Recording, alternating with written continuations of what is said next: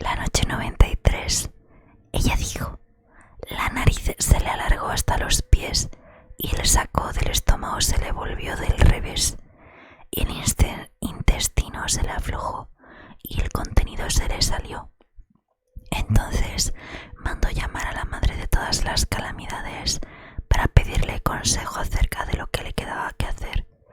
y la vieja llegó enseguida, y la madre de todas las calamidades, causa real de todas estas desdichas, era una vieja horrorosa, astuta, hecha de maldiciones. Su boca era un basurero, sus ojos legañosos, su cara negra como la noche, sarnoso su cuerpo, su cabellera una suciedad, su espalda encorvada y su piel todo arrugas. Una plaga entre las peores plagas y una víbora entre las víboras más venenosas. Y esta vieja horrible pasaba la mayor parte del tiempo en el palacio del rey Ardovios, a causa del gran número de esclavos jóvenes que allí había, tanto varones como hembras. Obligaba a los esclavos a cabalgarla, y le gustaba también cabalgar a las esclavas, pues prefería a todo lo del mundo el cosquilleo de aquellas vírgenes y el roce de su cuerpo juvenil con el suyo. Era extraordinariamente experta en este arte del cosquilleo. Sabía chuparles como un vampiro las partes delicadas y titilarles agradablemente los pezones.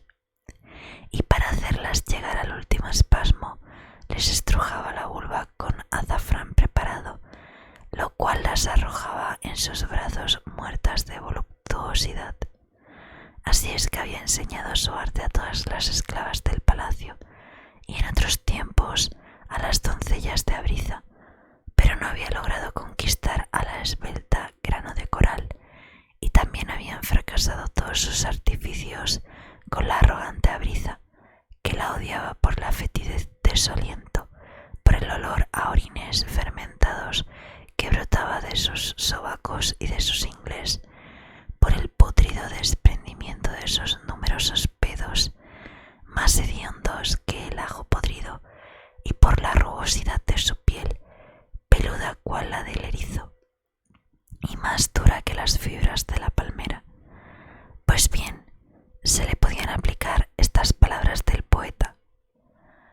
nunca la esencia de rosas con que se humedece la piel apagará la pestilencia de sus pedos silenciosos.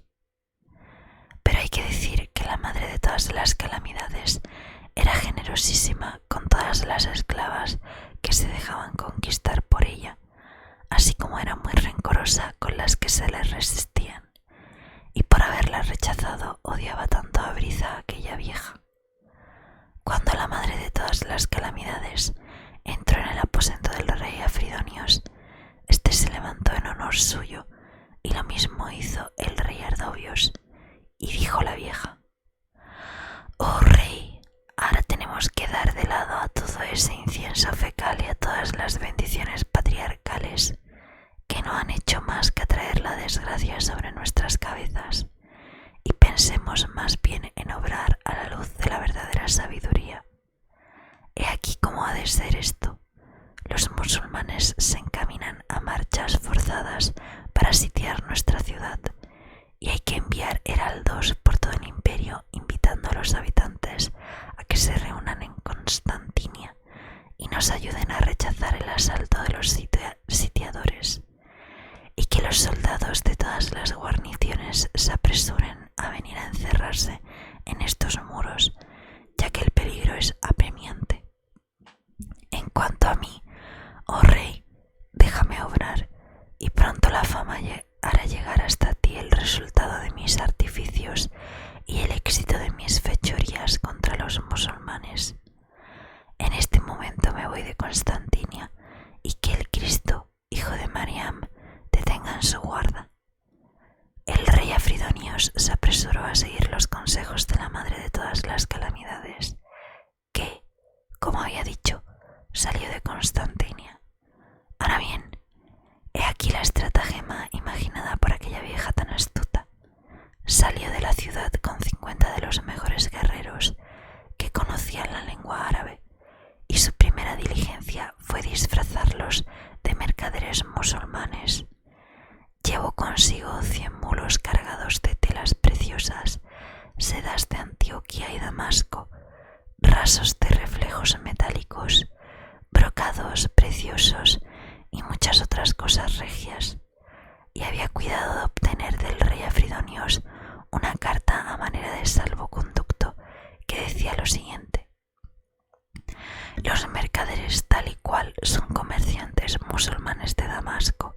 extraños a nuestro país y a nuestra religión cristiana, pero como han comerciado en nuestro país, y el comercio constituye la prosperidad de una nación y su riqueza, y como no son hombres de guerra, sino hombres pacíficos, les damos este salvoconducto para que nadie los perjudique en su persona ni en sus intereses, y no se les reclame diezmo alguno, ni derecho de entrada ni salida por sus mercancías. Y cuando los 50 guerreros se hubieron vestido de mercaderes, la pérfida vieja se disfrazó de asceta musulmán, poniéndose un gran ropón de lana blanca. Se frotó la frente con un ungüento preparado por ella, que le daba un brillo y una radiación de santidad, y después hizo que le ataran los pies de modo que las cuerdas le entraran en la carne hasta hacerle sangre y dejasen huellas indelebles. Entonces dijo a sus soldados: ahora tenéis que darme de latigazos, de modo que me queden cicatrices imborrables en mi cuerpo, y no tengáis ningún escrúpulo, pues la necesidad tiene sus leyes, y me pondréis en un cajón semejante a esos cajones de mercancías, y lo colocaréis sobre un mulo. Inmediatamente os pondréis en marcha hasta que lleguemos al campamento de los musulmanes, cuyo jefe es Sharkan. A cuantos quieran cerraros el camino, les mostraréis la carta del rey Afridonios, que os presenta como mercaderes de Damasco, y solicitaréis ver al príncipe Sharkan. Cuando os veáis en su presencia y os interroga acerca de vuestro oficio y de las ganancias realizadas en el país de los rumis, le diréis: oh rey afortunado, la ganancia más saneada y meritoria de nuestro viaje al país de esos cristianos descreídos ha sido el rescate de un santo asceta que hemos arrancado de entre las manos de sus perseguidores, los cuales le torturaban en un subterráneo desde hacía 15 años, queriendo que jurase la santa religión de nuestro profeta Mohammed. Y he aquí cómo ha ocurrido la cosa. Hacía algún tiempo que estábamos en Constantinia vendiendo y comprando, cuando una noche, mientras calculábamos las ganancias del día, vimos aparecerse en la pared de la sala la imagen de un hombre cuyos ojos estaban llenos de lágrimas, que corrían a lo largo de sus venerables barbas blancas. Y los labios de aquel anciano se movieron lentamente y pronunciaron estas palabras: oh musulmanes, si hay entre vosotros alguno que tema a Alá y cumpla los preceptos de nuestro profeta, que salgan de este país de los descreídos y vayan en busca del príncipe Sharkan, cuyo ejército, según está escrito, ha de tomar algún día a los rumis la ciudad de Constantinia. Y en vuestro camino, al cabo de 3 jornadas de marcha, encontraréis un monasterio, y en este monasterio, en tal lugar, de tal sitio, hay un subterráneo en el cual hace 15 años está encerrado un santo asceta llamado Abdalá, cuyas virtudes son agradables a Alá el Altísimo, y ha caído en manos de los monjes cristianos, que lo han encerrado allí y lo atormentan horriblemente por odio a su religión. Así es que el rescate de ese santo sería para vosotros la acción más meritoria ante el muy poderoso, y por sí misma es una hermosa acción. No os diré más, que la paz sea con vosotros. Y dicho esto, la figura del anciano se borró ante nuestros ojos. En este momento de su narración, Sherezada vio aparecer la mañana y se calló discretamente.